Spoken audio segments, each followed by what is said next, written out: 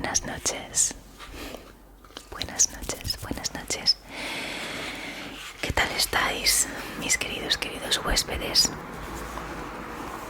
Bueno, hoy vengo a hacer un vídeo que normalmente suele gustar mucho, que es cuando leo sobre mitología.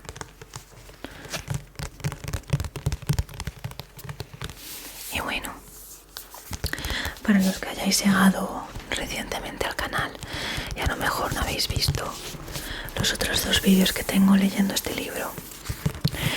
Este libro es el gran libro de la mitología griega de Robin Hart, basado en el manual de mitología griega de H.J. Rose. Y esto fue mi regalo de Navidad hace 2 años, creo.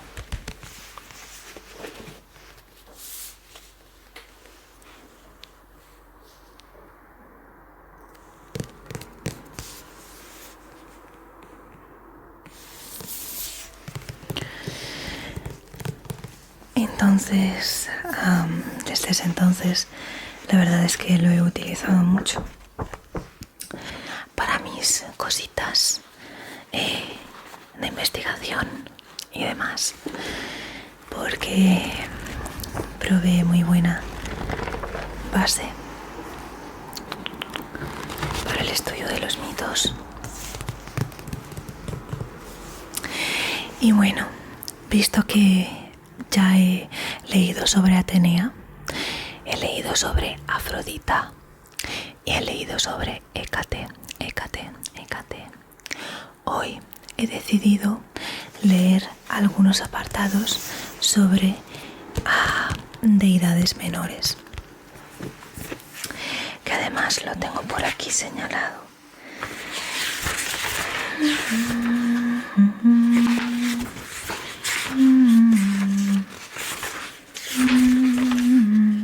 Sí, son las divinidades menores y espíritus de la naturaleza. Así que vamos a leer sobre las musas, las cárites, gracias y las horas, estaciones. Y las ninfas. Este capítulo es muchísimo más largo y también habla sobre sátiros y silenos, Pan y sus amoríos, Atis y Cibeles, los curetes y los coribantes, grupos de divinidades menores asociados con las islas griegas, y Glauco, Príapo e Himeneo. Pero, pues a mí ahora mismo lo que más me interesa es leer sobre figuras femeninas. Así que hoy nos vamos a centrar en eso, en las musas, las cárites y las horas y las ninfas. Así que vamos a ir a la página 273.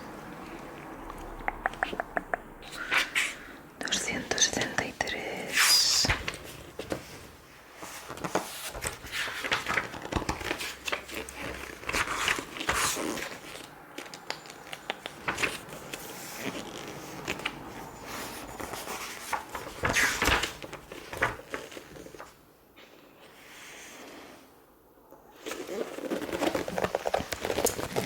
Me encanta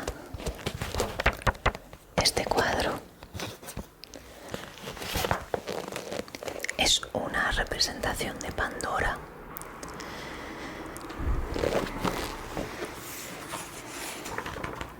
Es de Dante Gabriel Rossetti.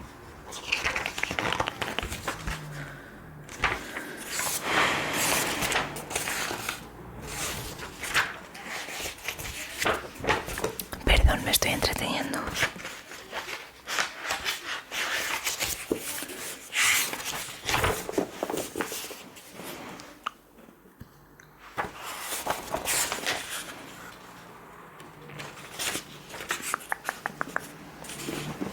Vale, comenzamos. Capítulo 6. Divinidades menores y espíritus de la naturaleza. Antes de pasar de la mitología divina a la heroica, nos queda hablar de algunas divinidades menores. De entre los hijos engendrados por Zeus con otras diosas que no son Hera, aún no hemos hablado de 3 encantadores grupos de diosas hermanas: las musas, las cárites, gracias, y las horas, estaciones. En algún punto intermedio entre estas divinidades y los mortales había un número infinito de espíritus de la naturaleza que aparecían en las aguas y en los campos. Eran muy importantes, por otro lado, en el culto y el credo cotidiano los espíritus femeninos, las ninfas, presencias familiares que eran muy populares en el culto rural. Sus equivalentes masculinos, los sátiros y silenos, pertenecían más al mundo del arte y la literatura.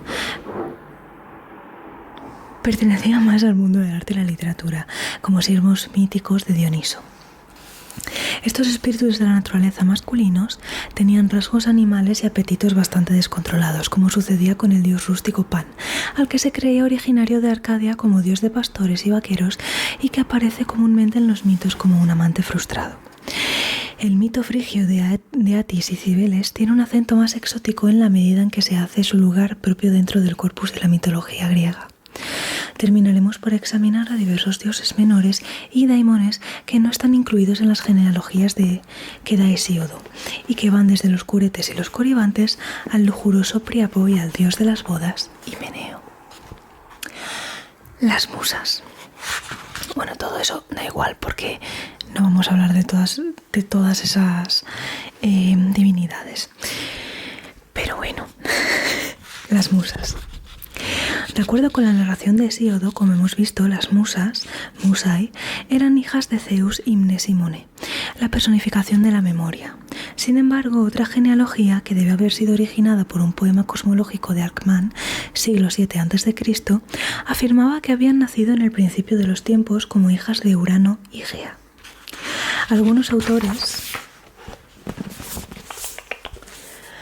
funden 2 versiones, sugiriendo que había 2 generaciones distintas de musas: las antiguas musas, hijas del cielo y la tierra, y sus compañeras posteriores, que eran hijas de Zeus. Las musas aparecen por primera vez en Homero y en Hesíodo como las diosas en las que el poeta épico confía su inspiración, su memoria y otros aspectos de su conocimiento. En la sección introductoria de la Teogonía, Hesíodo cuenta cómo las musas del monte Helicón se le acercaron una vez mientras pastoreaba sus rebaños bajo la montaña y le obsequiaron con el don del canto, inspirándole una voz divina que le permitía celebrar las cosas que vendrían en el futuro y las que habían sido en tiempos pasados. Los estudiosos no han sido capaces de ponerse de acuerdo en si el poeta estaba realmente describiendo una visión genuina o un sueño, o si seguía un tópico o convención literaria. Hesíodo continúa diciendo que las musas deleitaban el corazón de su padre Zeus en el Olimpo, cantándole el pasado, el presente y el futuro, así como celebrando en su canto a la raza de los dioses, los mortales y los gigantes. En contraste con los poetas de épocas más recientes, que han tenido la costumbre de apelar a las musas como una suerte de aliento poético, los antiguos ponían su énfasis en la sabiduría y en el conocimiento que éstas otorgaban, como diosas que sabían todo lo que era valioso contar y que podían otorgar al poeta la habilidad de contarlo, así como también recordárselo, un punto que era especialmente importante para los poetas orales arcaicos. Homero no solo invoca a la musa como una diosa sin nombre al comienzo de la Ilíada, sino que lleva a cabo una larga llamada a las musas en el segundo libro del poema épico, antes de emprender su largo catálogo de comandantes griegos y de los contingentes sobre los que mandaban. Aunque esto pueda parecer que no es precisamente la parte más poética del poema, está lleno de detalles y de información muy precisa e irreemplazable sobre el pasado heroico, que necesitaba sin duda alguna de un recordatorio tal que pudiera pasar a generaciones futuras. Su valor para el estudioso contemporáneo de mitología es aún incalculable. Homero invoca a las musas y les dice que necesita su ayuda en este punto, ya que son diosas que conocen todo, mientras que los humanos no escuchan más que rumores y no poseen conocimiento firme.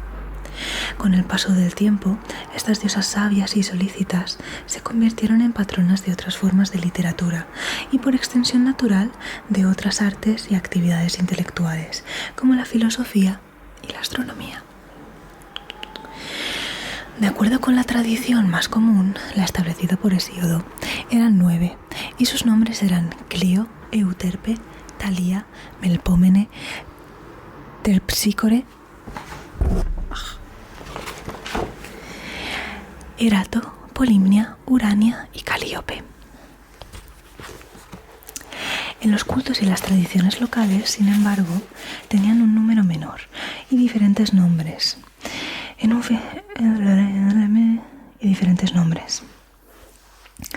un pasaje de la Odisea se dice que son 9, pero esa parte del poema puede ser un añadido de una época posterior a Homero. Sus bellos nombres parlantes, que probablemente fueran un invento del propio Hesíodo, determinan aspectos de su naturaleza común y de sus actividades compartidas, dado que, por ejemplo, les gusta bailar y cantar, deleitándose en su bella voz, o Picalei. 4 de ellas tienen por nombre Calíope, bella voz, Polimnia, muchas canciones, Melpómene, cantora, y Terpsícore, la que se deleita en la danza. No fue hasta un periodo muy posterior que los autores intentaron asignarles funciones individuales a cada una de ellas, de acuerdo con el sentido específico de su nombre. Calíope, la de la bella voz, podía ser considerada entonces la musa específica de la poesía épica. Polimnia como la musa de los himnos a los dioses, y después como la musa de las pantomimas. Terpsícore como la musa de la lírica coral y de la danza.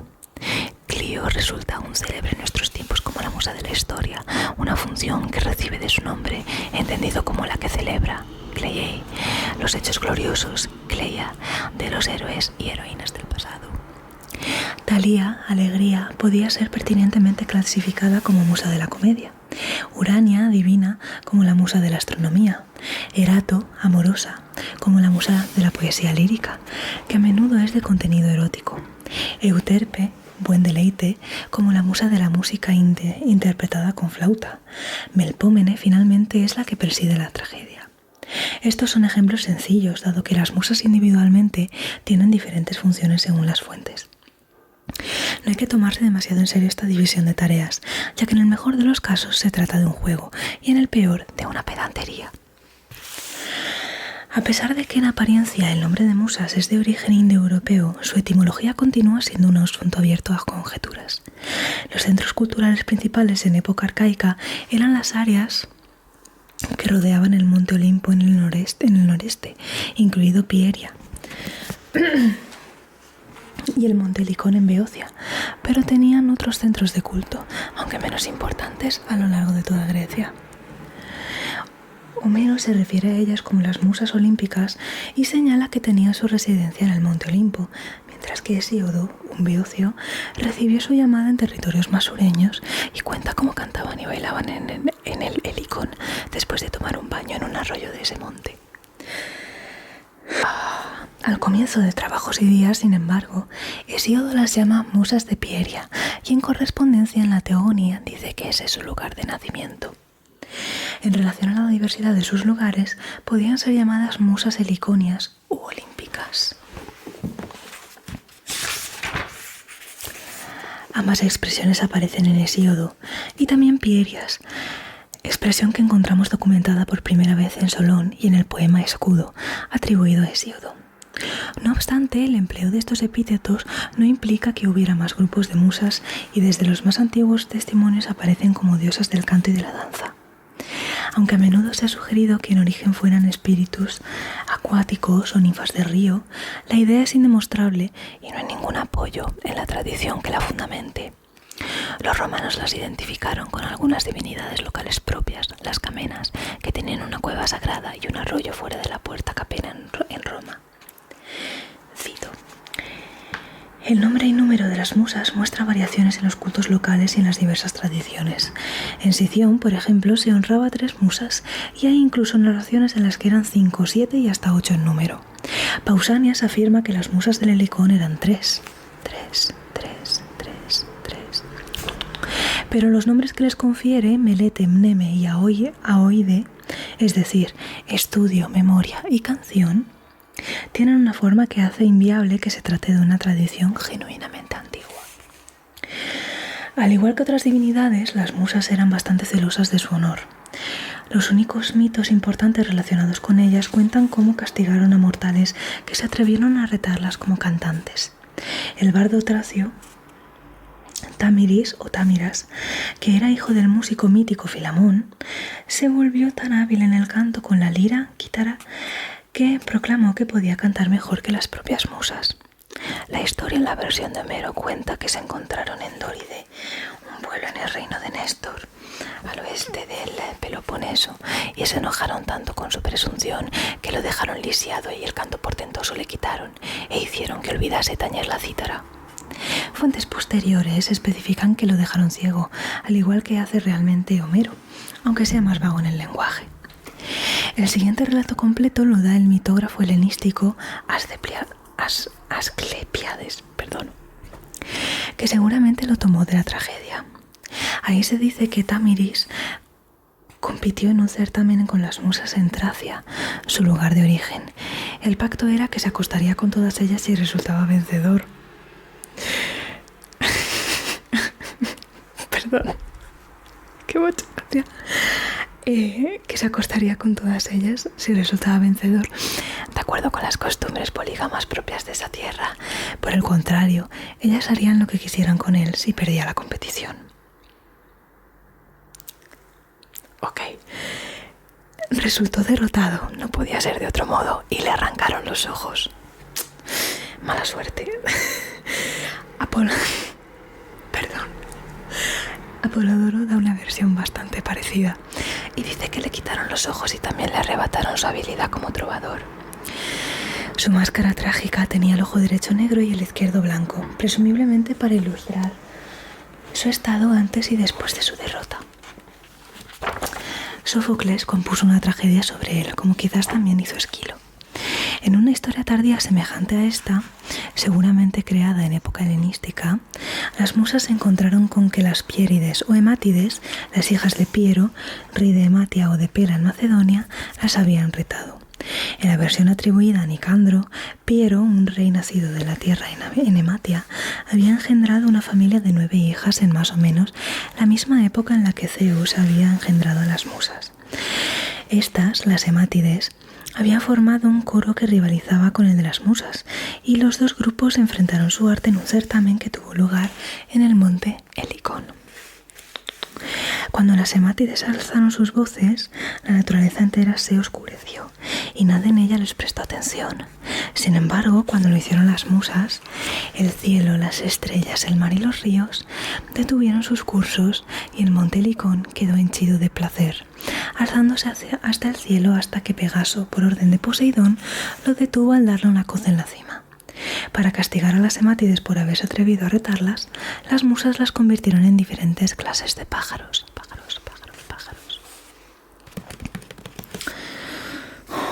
Según Ovidio, el certamen tuvo como jurado a las ninfas, que votaron unánimemente a las musas, y cuando las Piérides reaccionaron ante su derrota insultando a las musas, estas las convirtieron en cotorras, pájaros de voz áspera que pueden imitar la voz humana. Dado que Piérides era un epíteto que podía ser aplicado a las musas a causa del culto que recibían en Pieria, no es difícil pensar que podría haber surgido una disputa entre ellas y las hijas del héroe epónimo de Pieria. Hay otra leyenda parecida y algo extraña que cuenta cómo Hera persuadió a las sirenas a competir en voz con las musas, pero estas últimas resultaron vencedoras y arrancaron las plumas de las alas de las sirenas, que tenían cuerpo de pájaro, para hacerse coronas con ellas. Hay poco que añadir a la presencia de las musas en la mitología. Se supone que cantarían y bailarían en las reuniones de los dioses, quizá en compañía de Apolo, el otro gran patrón de la música, como compañero y director, de donde le viene el epíteto de musaquetes, conductor de las musas. Y en ocasiones especiales cantarían en presencia de mortales en la tierra, como cuando realizaron su intervención musical en las bodas de Cadmo y Armonía y Peleo y Tetis, o cuando llegaron con Tetis y las Nereidas para levantar el canto fúnebre por Aquiles muerto. Aunque cabe imaginarlas como un grupo de diosas vírgenes, se les atribuyen hijos a algunas de ellas, sobre todo porque resultaban madres perfectas para músicos míticos. Cantantes o bailarines como Orfeo, Lino, las sirenas y los coribantes son a menudo nombrados como hijos de una musa.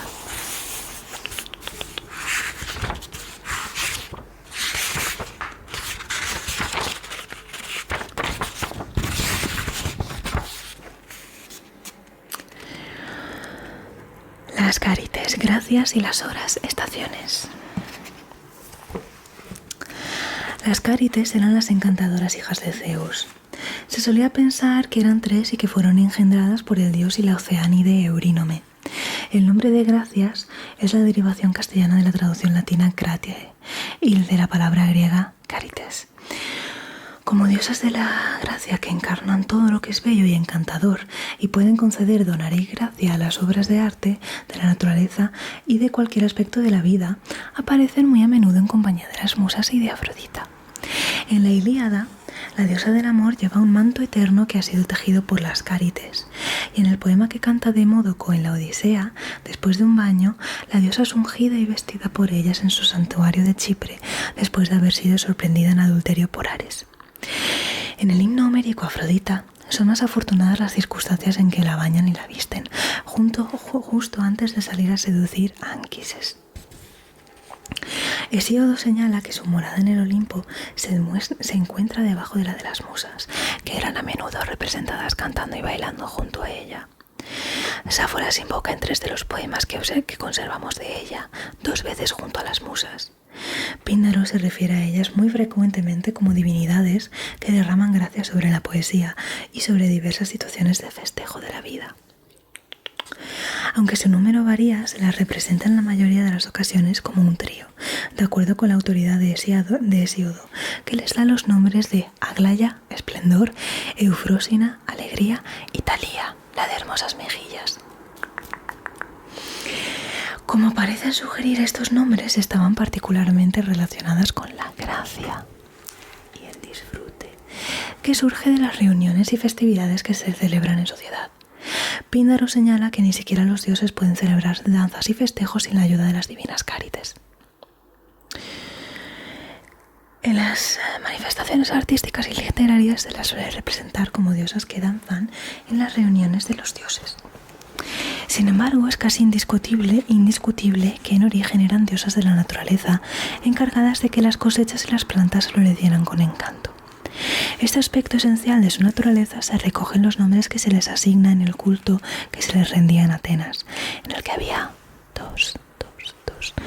dos Cárites, y se las conocía como Auso, generadora de crecimiento, y Hegemona, la que conduce, es decir, la que hace que las plantas crezcan sobre la tierra. Es muy común verlas en el arte, donde su apariencia atractiva y juvenil, en un primer momento cubiertas con vestiduras drapeadas, en imágenes posteriores desnudas, era un tema muy celebrado. La manera de representarlas desde el Renacimiento, en donde se las muestra desnudas y con los brazos entrelazados, una de espalda y 2 de frente, es una derivación de un modelo de época helenística. Se menciona a 2 Cárites en las narraciones más antiguas como parejas matrimoniales. En la Teogonía, Hefesto está casado con Aglaya, la más joven de las hermanas, y en la Ilíada era Prometea Pasítea, una de las más jóvenes Cárites, por lo que parece que son más de 3. A Hipno por haberla ayudado al inducir a Zeus al sueño. El lugar de culto más antiguo de las Cárites era Orcómeno, en Beocia, en donde se las adoraba bajo la forma de unas piedras de las que se decía que habían caído del cielo en la época heroica. Las horas o estaciones son otro encantador grupo de diosas hermanas. Tienen algún parecido con las Cárites, pero mantienen una conexión más estrecha con los frutos de la tierra. Aunque se las llame en ocasiones horas, la palabra no tiene nada que ver con su significado en ninguna lengua moderna, sino que su sentido es tiempo o estación y representan las estaciones del año. Esto está relacionado con el hecho de que su número sea variable, ya que los antiguos reconocían desde 2 estaciones, verano e invierno, hasta las 4 que acostumbramos a identificar en las regiones templadas hoy en día.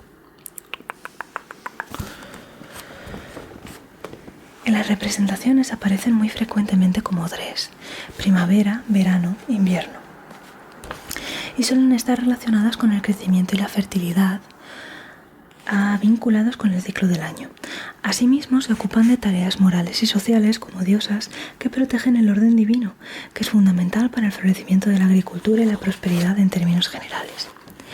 Esto queda reflejado en los nombres con los que aparecen en la Teogonía: Eunomía, Dique e Irene, es decir, buena ley, justicia y paz. Su relación con la agricultura, sin embargo, es básica en todas sus manifestaciones culturales, como puede inferirse de las invocaciones con las que se las adoraba en Atenas, en donde se las conocía por Talo y Carpo, la que produce el brote y la que produce el fruto, respectivamente.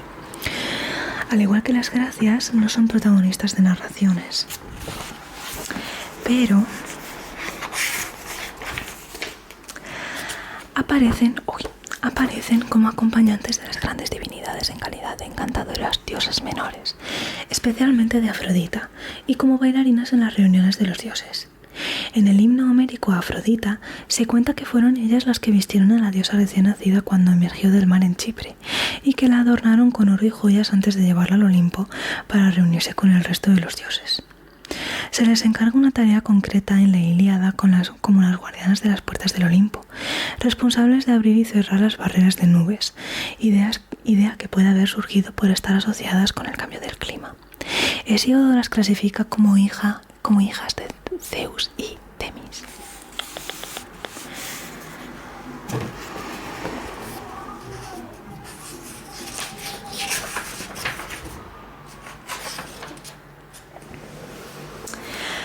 Las ninfas. Algunas de las figuras más atractivas de la mitología y el folclore antiguo son la multitud de ninfas, ninfai, de las que se creía que habitaban en la naturaleza como espíritus de praderas y montes, de árboles y grutas, de arroyos, torrentes y del mar. Su nombre significa literalmente jóvenes casaderas o algo parecido. Algunas de ellas entraron dentro del catálogo de ninfas, aunque en realidad se trataba de diosas bastante relevantes, como sucede con algunas oceánides y nereidas. Por ejemplo, Anfítrite o Tetis. Pero por lo común el grueso de las ninfas eran semidiosas con un estatus comparativamente menor. Tenían cierta importancia en el culto popular, precisamente porque resultaban más accesibles que las grandes divinidades del panteón de las ciudades griegas, y porque se les suponía una vinculación mayor con los problemas cotidianos de los mortales, especialmente los de las mujeres. Aparecen muy a menudo en los mitos, aunque su papel no sea protagonista, sino de acompañamiento o incluso decorativo. Para la versión que da Hesíodo del origen de las melias, en puridad ninfas de los fresnos, pero en general ninfas de los árboles. Homero se refiere a las ninfas como hijas de Zeus. Odiseo las invoca en 2 ocasiones en las que ofrece un sacrificio y solicita su ayuda. Ellas le ayudan a conseguir comida en una ocasión, haciendo que unas cabras salvajes se dirijan al lugar al que está él y sus hombres. Viven en los márgenes de la sociedad divina. Cuando Zeus ordena a Themis que convoque una asamblea general de dioses en la Ilíada, ellas están presentes, al igual que los dioses río. Y no faltó ninguno de los ríos, excepto Océano, y ninguna de las ninfas, que moran en las hermosas forestas, los manantiales de los ríos y los herbosos prados. Las ninfas ayudan a Artemis en sus monterías, como indica Homero, y a Dioniso en sus deleites. Eran capaces de ejercer de nodrizas de los dioses niños, como Zeus y Dioniso, al igual que de mortales, como en el caso de Eneas. A menudo se las puede encontrar en las ascendencias primeras de las genealogías heroicas, como las esposas de los primeros hombres nacidos de la tierra y de los primeros gobernantes. Como figuras de gran individualidad, aparecen muy a menudo en mitos de transformación, especialmente en aquellos que se desarrollaron para explicar el origen de plantas y corrientes de agua, generalmente tardíos dentro de la tradición mitológica. Todas ellas son descritas como bellas y jóvenes, con gusto por la música y el baile, y muy a menudo como personajes amorosos, dado que una y otra vez aparecen como amantes no solo de sátiros, sino también de dioses inmortales. Tienen poderes proféticos y poseen un extraño poder mágico sobre los mortales, haciendo que se vuelvan ninfoleptai, llenos de locura divina. Como las hadas del folclore posterior, a las que se asemejan en muchas de sus características, se vuelven terribles cuando se enfurecen, como veremos. Las ninfas se dividían en muchas categorías según las regiones naturales en las que habitaban. Había ninfas de las colinas, valles, praderas y montañas, ninfas de arroyos, ríos, lagos y mares, ninfas de bosques y de árboles. Aparte de las oceánides y las nereidas, de las que ya hemos hablado, las únicas ninfas que pueden aparecer en la literatura con nombres griegos son las dríadas y las hamadríadas. dríades, amadríades, que eran ninfas de los árboles, y las náyades, que eran ninfas del agua, ya fuera de arroyos, ríos o lagos, y quizá también las oreadas, oreades, que eran ninfas de las montañas. El nombre de dríadas, ninfa de los árboles, deriva de la palabra dris, que significa roble, pero podía referirse en un sentido más amplio a cualquier clase de árboles grandes. Con las amadríadas pasa lo mismo, aunque los mitógrafos antiguos trazan a veces distinciones entre amadríadas, como ninfas que viven en árboles concretos y perecen con ellos, y dríadas, como ninfas que viven entre árboles. No está muy claro que esta fuera una distinción que funcionara en el común de las narraciones mitológicas. Aunque las ninfas eran bastante longevas, en comparación con los seres humanos no se consideraba que fueran inmortales. En un curioso fragmento de Hesíodo, una náyade afirma que los seres de su clase tienen una vida que se corresponde con casi 10.000 generaciones humanas, 9.720 para ser más precisos, ya que viven 10 veces más que un fénix, que vive 9 veces más que un cuervo, que ve envejecer 9 generaciones de hombres. Se suponía que las ninfas de los árboles morían cuando sus árboles lo hacían o eran talados. Cabe citar un pasaje del himno homérico a Afrodita que señala esto mismo acerca de las ninfas de las montañas.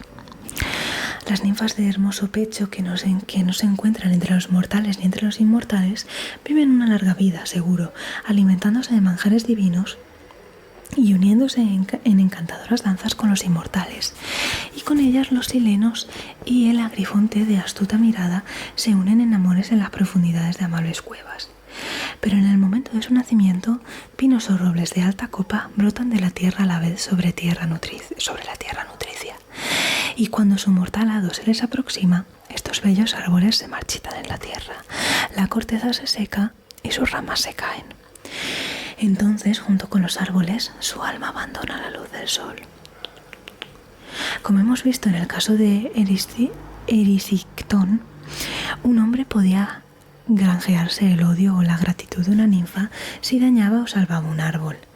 De acuerdo con una tradición, Árcade, el héroe epónimo de Arcadia, engendró a su progenie de una ninfa amadríada cuyo árbol había salvado una vez. Un día se encontraba de cacería y se apareció la ninfa Crisopeleia, instándole a salvar su árbol, que corría el riesgo de ser destruido por una torrentera de agua. Él cambió el curso del agua y dio firmeza a la tierra que cubría sus raíces. A continuación, ella se mostró encantada de unirse a él y darle herederos. Otra historia semejante cuenta cómo Reco, un joven de Cnido, en la costa oeste de Asia Menor, llegó junto a un roble que estaba a punto de caer y ordenó a sus sirvientes que lo apuntalaran. La ninfa del árbol, agradecida que había sido salvada de morir junto a este, le ofreció concederle aquello que más deseara, a lo que él respondió que quería convertirse en su amante. Nombraron a una abeja como mensajera entre ellos, y ella le aseguró que su deseo se cumpliría siempre y cuando no mantuviera relaciones con otra mujer. Fair enough. Sin embargo, un día la abeja fue a convocarle mientras él se encontraba en medio de una partida de damas. Bruscamente apartó a la abeja, por lo que la ninfa se encolerizó tanto con él que lo dejó ciego. Al menos esa es la historia que nos ha llegado, aunque cabe la sospecha de que la abeja informara a la ninfa de alguna infidelidad en la versión original. Finalmente, Apolonio cuenta como un tal Parevio, un amigo del adivino Traciofinio, que hizo que cayera sobre él y sus hijos una maldición por ignorar las lágrimas y plegarias de una ninfa amadríada que le suplicó que no cortara su roble. Otro ejemplo de cómo se comporta una ninfa cuando se enfada con un amante lo podemos encontrar en la leyenda del pastor Daphnis, que en las versiones que le hacen hijo de Hermes era también hijo de una ninfa. Mientras cuidaba sus rebaños en Sicilia, una ninfa de la zona se enamoró de él y le tuvo por amante, diciéndole que perdería la vista si le era infiel alguna vez. Cuando la hija de un gobernante de la región se quedó prendada de él y le enredó emborrachándole para llevárselo al lecho, la encolerizada ninfa le cegó, tal y como le había dicho. Él halló consuelo para sus desventuras entonando canciones tristes, de ahí el origen de la poesía pastoril. Hay muchas versiones distintas de esta historia. De acuerdo con la de Ovidio, la ninfa le convirtió en piedra.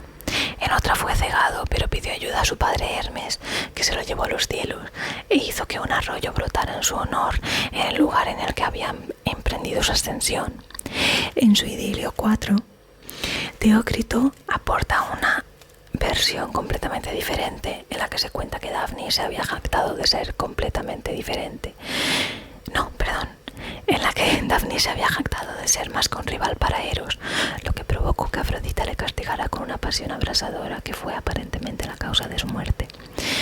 Para otras leyendas notorias en las que aparecen ninfas que se enamoran de mortales, cita una serie de páginas. Y esa ha sido la lectura de hoy.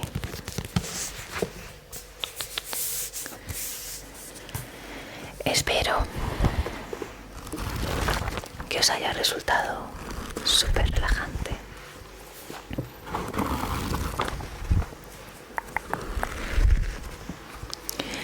Y que os haya ayudado a dormir. Yo me lo he pasado muy bien leyendo. Y espero que tengáis dulces sueños y un reparador descanso.